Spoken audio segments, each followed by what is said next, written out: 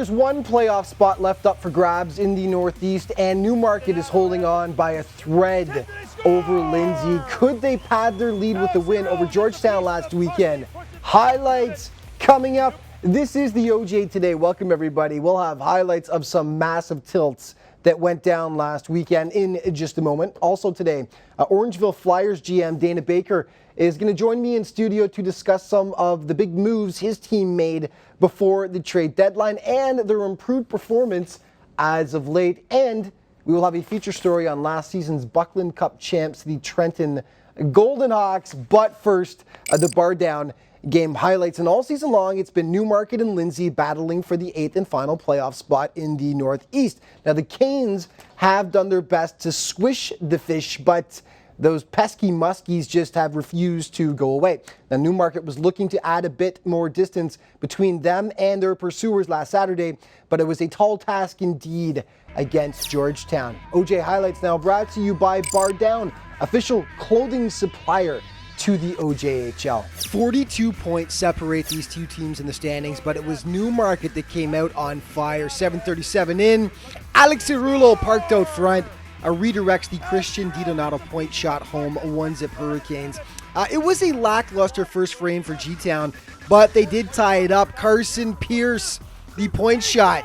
It finds the top shelf, and it's 1-1. Second stanza, all Georgetown. Keegan Blasby, so good since coming over from North York. He beats Jesse Hodgson, and the big blast gives G-Town the 2-1 advantage. 19 points in 13 games for him since the trade now.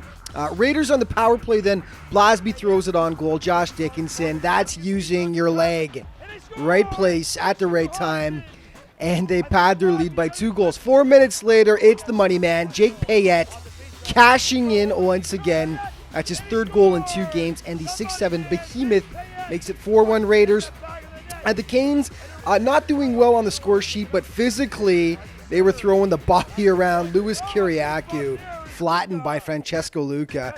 More G-Town scoring though. Carson Pierce picks up his 2nd of the contest with a wicked wrister from the point. It finds daylight, and the Raiders outshooting the Canes 20-9 in the second. 3rd frame, they add 1 more. Sweet passing, tic-tac-toe, Blasby finishing it off for his 2nd of the game.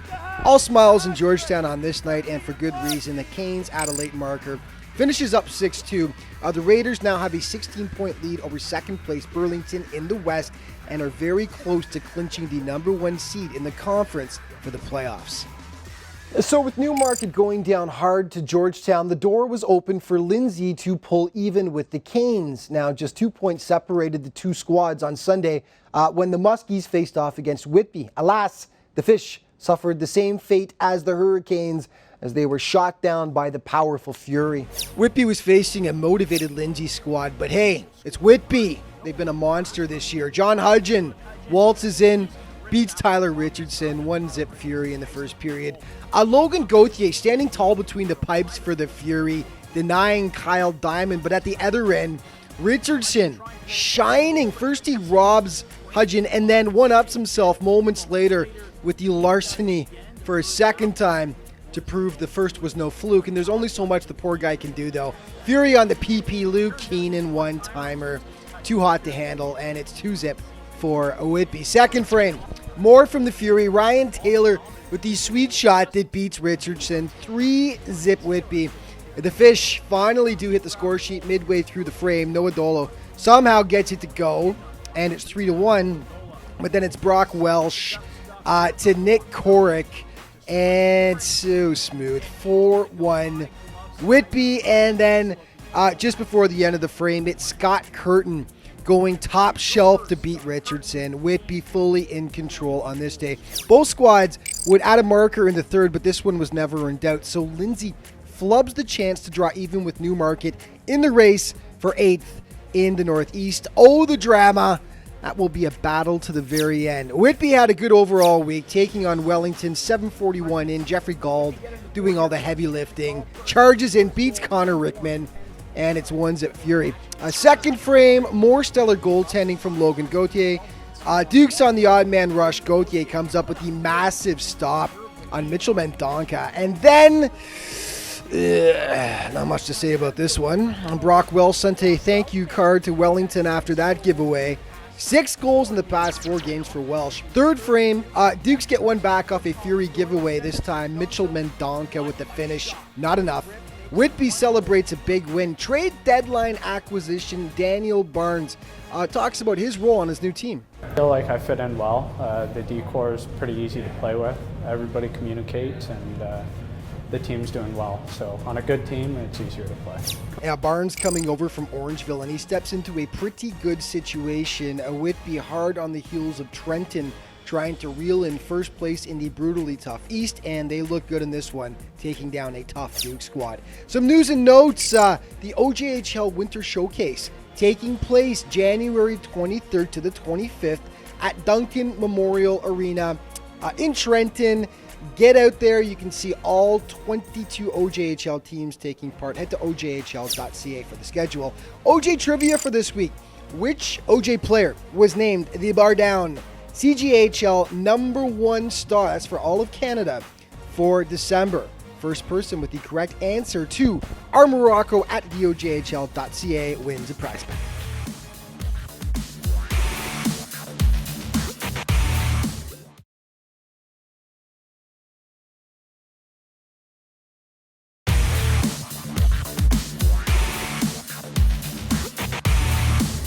Welcome back. Well, there's a pretty intense happening right now in the South Division as North York, the JRCs, and the Toronto Patriots are all fighting for third spot in the division. Now, we've talked numerous times about the improved play of the Pats this year after missing out on the playoffs last season. Further evidence of their newfound confidence was on display last Saturday as they took on a powerful Kingston V squad. And thanks to our friends at Ocean Fog Productions for the great footage. The Pats break the ice in the first. Ryan Wells from the point.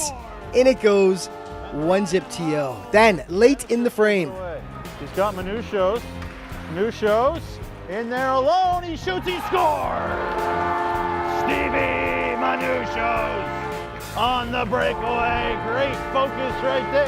Yeah, Jamie Neugebauer with the great call. Skip ahead to the third now. Adam Kim left uncovered out front. And booyah. The Vs cut the lead to 2-1. But then Oliver Benwell feeds Dante Spagnolo and the twine. It bulges. The Pats had their lead to 3-1, and they would add the cherry on top soon after. Team captain Andrew Petrucci slides it into the open cage. Toronto looking good. Do not sleep on this Patriots team. They will burn you. They take down a tough Kingston squad. 4-1 your final. So North York, the JRCs, and Pats all separated by a single point in the battle for third in the South. Second place St. Mike's certainly within striking distance right now. Oh, the Orangeville Flyers have a bit of ground to make up if they hope to nab the 8th playoff spot in the Southwest, currently trailing Buffalo by 8 points. So the Flyers are hungry and they are dangerous, as Georgetown found out last week. Cruising along with a 4-0 lead, the Raiders took their foot off the gas just a bit and nearly paid a steep price for it. The Flyers are desperate for points, but they sure didn't come out of the gate looking that way. Just a minute 38 in, gorgeous Georgetown passing. Josh Dickinson finishes it off. Raiders are off and running up 1-zip. 8 minutes later, Austin Cho with the point shot, Aaron McDonald with the redirect, and it's a 2-goal cushion for the Raiders. Second frame, they keep on coming. Jack Jacome feeding off Jordan Crocker. The one-timer will sneak through Jake Lohr. Double J making it 3-0 Raiders, and it looked like a blowout was looming, and it seemed confirmed just 40 seconds later. A Big Mac attack. Matt McJanet schools Lohr. Raiders fully in control, up 4-zip. What could possibly go wrong, right? As it turned out, plenty. 40 seconds later, Josh Astorino, oops, lets the Nick Stuckless shot squeak through. 4-1. Nothing. 3-goal lead, right? No. 50 seconds later, Connor Smart with a quick shot. What do we have here? The Flyers cut the lead in half to 4-2. Then Ryan Barboza steals, waltzes in, and what the heck was going on? 3 goals in 3 minutes, and it's 4-3 Georgetown. Then the Flyers complete the comeback in the third. Raiders scrambling. Zach Lyons, wow, ties it setting up the big OT finish. Now Jacoby's on the races. It's a breakaway for Double J. Jacoby the game of a stick. Oh, what a save by Lauren Robin on the breakaway and keep this game going. Now it's Tom shooting in to Crocker. He scores! Jordan Crocker, the game-winning goal up high on Jake Lahr. The Raiders win. The Raiders win 5-4. Yeah, thanks to Alan Corkum for the great call. Raiders win. But what heart shown by the Orangeville Flyers, down by 4 midway through the second frame. As mentioned, they are going to be one dangerous squad down the stretch. Okay, one more game for you. It was a tough week for Newmarket. Facing Whitby didn't help. 7-13 in, everyone ignores Matt Latin out front. He makes it 1-zip Fury with much more to come. Fury on the power play. They work the puck around to utter perfection here. Ryan Taylor with the one-timer, no chance for Barrett Mundell, 2-zip Whitby, and they were just making it look way too easy on this night. Nick Corrick, gorgeous backdoor pass to Brock Welsh, 3-0 Fury. Poor Barrett Mundell didn't know what hit him. Funny part was, the Canes were actually out-shooting Whitby at this point, but it was the Fury that was converting. Another power play late in the frame. New acquisition, Daniel Barnes, the howitzer from the point. He recently came over from Orangeville, and he's been making his mark. 4-0 Whitby. And then Jeffrey Gauld, off the ensuing face-off, seems to catch the Canes sleeping here. As mentioned, they were making it look way too easy on this night. That just should not happen. Third period, more from Gauld. Keeps the puck on the ice to beat Mundell. 5-hole. Second of the contest for Gauld, and it's 6-0 blue and gold. And then finally, just watch this one. Starting behind their own net, the Fury get it up to Ryan Heaps. The phrase, no glove, no love, does not apply here. Heaps loses the glove, but still goes roof daddy past Mundell. All Whitby on this night. 7-0 your final. I'll tell you, Whitby's a great team, but Newmarket is a better squad than they showed on this night, and they know it, but they will need to get going in a hurry if they hope to stave off Lindsay for that final playoff spot, which takes us to the standings. Let's take a look at the East. Trenton on top. It's getting closer, though. Second place, Whitby, then Cobourg, followed by Kingston and Wellington, but it is getting tighter at the top there. And we move to the north. Markham padding its lead over Stouffville, followed by the Canes and Lindsay. You see them there, how tight that is. 2-point difference for that last playoff spot. In the South Division, Oakville, comfy lead over St. Mike's, but look at St. Mike's, North York, the JRC and the Patriots. That will be a battle to the end. And then in the West, Georgetown absolutely running away with it now with a 16-point lead over Burlington, followed by Buffalo, Orangeville, and then Milton. And the NHL came out with their midterm rankings. 6 players on the list from the OJ: Misley, Campoli, Evans, Kellenberger, Leganov, and Berkopek. Congratulations to all. And news and notes, the CJHL rankings came out for the last week. For the first time all year, an OJ team is on top. That would be the Raiders. Trenton in 7th and Whitby in 13th.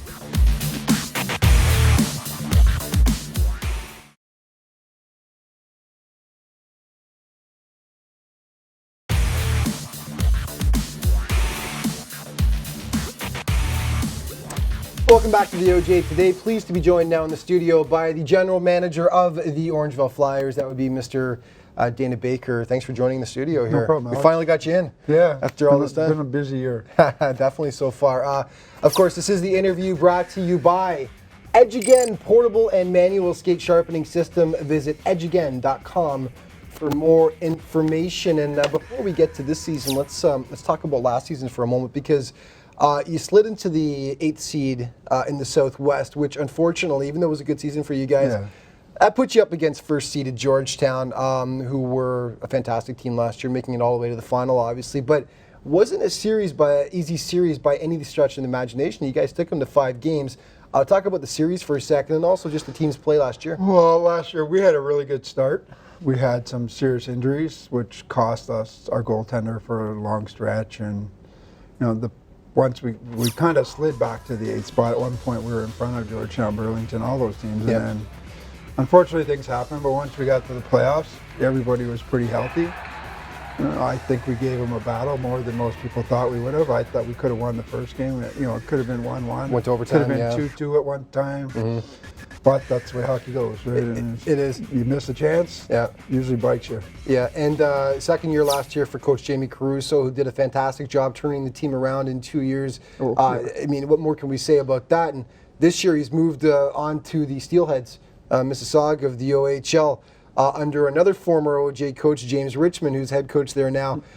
So it's great to see Jamie moving on, taking that next step. It says a lot about your organization as well, and also about the OJ continuing to send coaches on to that next level. For sure. Jamie's a quality coach who's really good with the kids, and his door's open. Players nowadays need to have that. They can't, the days of browbeating them are gone. Yeah. They need more hand on the shoulder, try to get the best out of them. That's probably Jamie's strength. And he's done a good job over there, and I know him and JR are friends, so that goes a long way too. Yeah, JR, very, very highly respected hockey mind. This year, Justin Tickle behind the bench for you guys, and another very well-respected coach. He was with the Patriots last year. He's done a great job so far. Just talk about bringing him over and also the team's performance so far this year.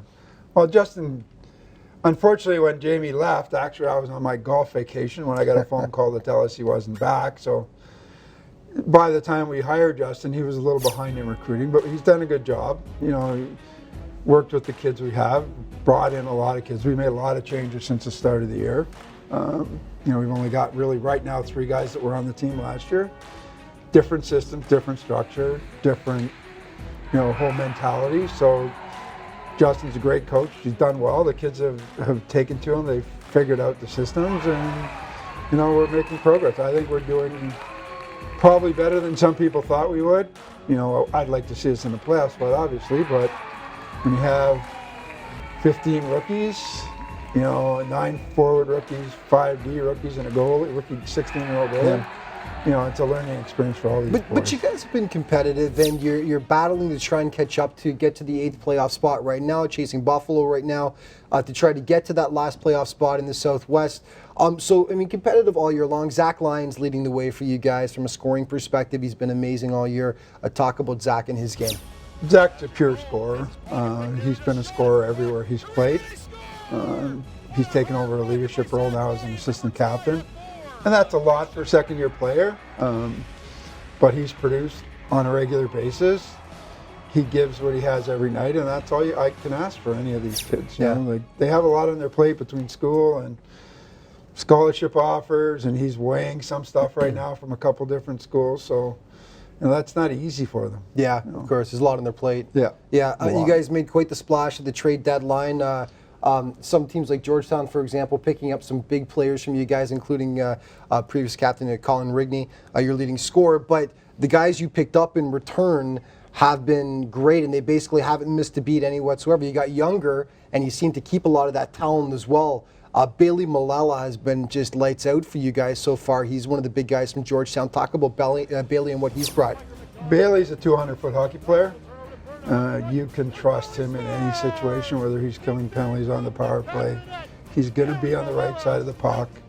He's been given obviously a bigger role with us than he had at Georgetown, and given the opportunity, he's taken advantage of it. And I think the door's wide open. We just named him captain after we traded Colin. He is a natural leader, I think. He understands the game, and he wants to get better. So you knew he was talented. You weren't exactly sure what you were getting, though, because until he got that proper ice time, you kind of never knew what you were getting. Is that right? No, exactly. I mean, I saw him play midget, obviously. He played for the Brampton 45s with Zach Lyons, with Jack Tacombe, with all those guys.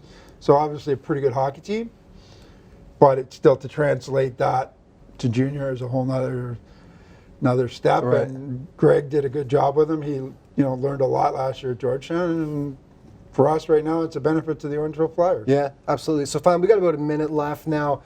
One thing I just wanted to comment on was the fact that this team just never gives up. We watched the Georgetown highlights earlier in the show where you guys were down 4-0. You came back and tied it up, and I mean, what an incredible game that was. But it says something about the players in the organization. Just these guys, they never give up, do they? No, they don't. They're a great bunch of kids. They get along really well. Justin asked them to compete. No matter what the score is, keep competing. You never know. Press hard, and a couple bounces. We could have won that game easily in the overtime. And, Did Georgetown take their foot off the gas? I don't know. If it did, I hope it's a lesson they learned, because don't do it again, because somebody will take advantage of it. You know, it's right, and especially against you guys, because they can't cruise. There's no question about it. And that 4-0, it kind of seemed like they might have done that a little bit, and you guys nearly burned them in the process. But you got a great team. Thank you so much for being here, and we'll chat later on. No problem, Alex. Thank you very much. Okay, Have a great super. More Jay today coming up in just a moment.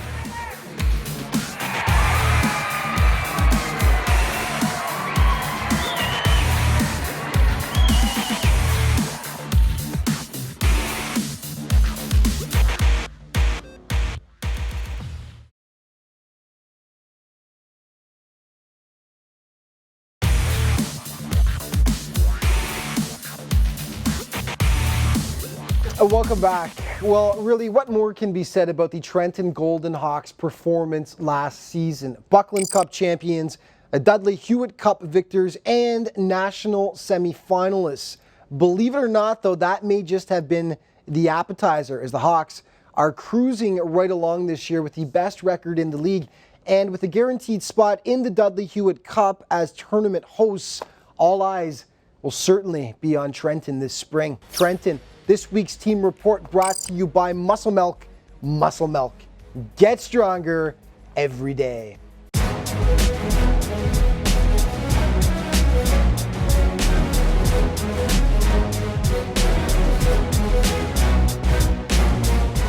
In Trenton, they love their Golden Hawks. Go Hawks, go! Go Hawks!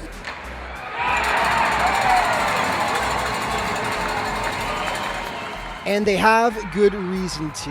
Last season, the Hawks energized the community, winning not only the OJHL League title, but also the Dudley Hewitt Cup for Central Canadian supremacy, earning them a shot to play for the national title at the Royal Bank Cup in Lloydminster, Alberta. The Hawks made it to the semifinal before bowing out, and it was a season the players and the fans will never forget.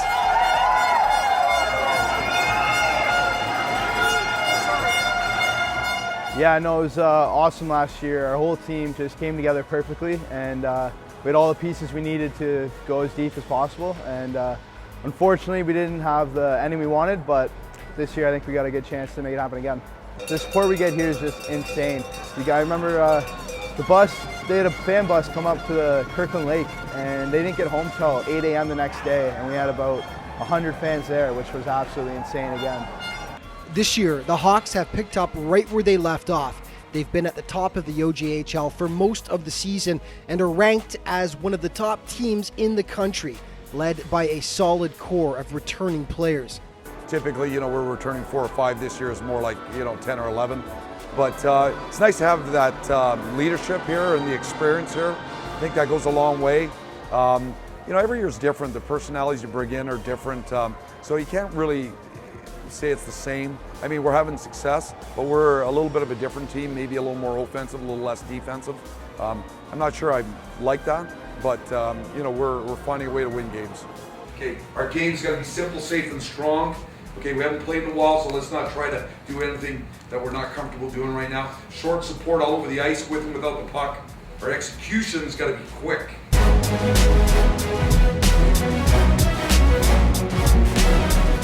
The Hawks have a team-first approach that's obviously been extremely successful. Liam Morgan is only a 1998 birth date, but already has shown strong leadership qualities to go along with elite scoring ability. Even though he's only a 98 on an older team, again, he brings a lot of leadership, as coach gave him an A this year, and he's just been awesome for us. He's for a guy who puts up as many points as he does for the past 2 years, he's also very good on the defensive end, and he's good at shutting other key players down on other teams as well. After putting up 29 points last season, Lucas Brown has found his scoring touch this year, averaging well over a point per game. He's obviously a very skilled guy. I've been fortunate enough to play with him the last 2 years on his line. And I really enjoy playing with him. He's always a pass-first kind of guy. And he's got a good shot too, so he makes things happen, and it's a lot of fun to play with him. Jordan Chard is another standout for the Hawks. Chard's having a great year. He was worried about his role early. We told him that we were going to give him every chance to be a go-to guy, and he's taken advantage of that. And I've been really impressed. He's playing in all situations, and he's very productive. In goal, it's been tough to top Chris Jansen, a 3-time winner of the OJHL's Bar Down Goalie of the Month award. He's been a rock between the pipes. He's been really great for us. Obviously, he had big shoes to fill after Banny last year, who is obviously another unbelievable goalie. But Jansen's been he's done quite well for us. Like you said, he's been an Iron Man for us. Played for almost every single one of our games, and there's not many nights he has a night off, and that's it's nice. He gives us a chance to win every single night. Trenton continues to excel despite the absence of top D-man Josh Allen, out with an injury since early November. They've added some key pieces, though, in big defenseman James Thompson and forward Chris Sekelic. The Golden Hawks have a bye into the Dudley Hewitt Cup this year as tournament hosts, which has created a ton of excitement in the city. But the immediate goal is to once again capture the Buckland Cup. You know, nobody wants to go in the back door into these events. I mean, we want to earn our right to be there, and that's our full intention. Yeah, the community's just over the moon excited for it. Like, I'll go out to Subway or go out to dinner, and that's all I'll be talking about with people there. So it's really cool to play hockey in a city like this, and I'm glad that Trent gets the opportunity to host something as big as the Dudley Hewitt Cup. Okay, before we go, a look at the top 5 brought to you by Jostens, official championship ring provider to the OJHL. Number 5, Georgetown versus Newmarket. Tic-tac-toe, beautiful passing by the Raiders in the big win. Number 4, Whitby's Logan Gauthier says, "I don't think so," robbing the Dukes of a sure goal last weekend. Number 3, Dante Spagnolo sprung on the break, goes Ruth Daddy against Kingston as the Pats upset the V's. Number 2, Lindsay's Tyler Richardson robbing Whitby not once but twice with the glove end here. Back-to-back monster saves. And number 1, Whitby's Ryan Heaps says, "Glove? What glove? I don't need no stinking glove." The supreme concentration and finish, and that is definitely our OJ play of the week. And that is it for this week. But just remember to keep up to date on everything with the league. You can always head to ojhl.ca. On Twitter, you can find it at OJHL Official, and on Facebook at facebook.com/OJHL Official. Thank you so much for tuning in, folks, and we'll see you next week.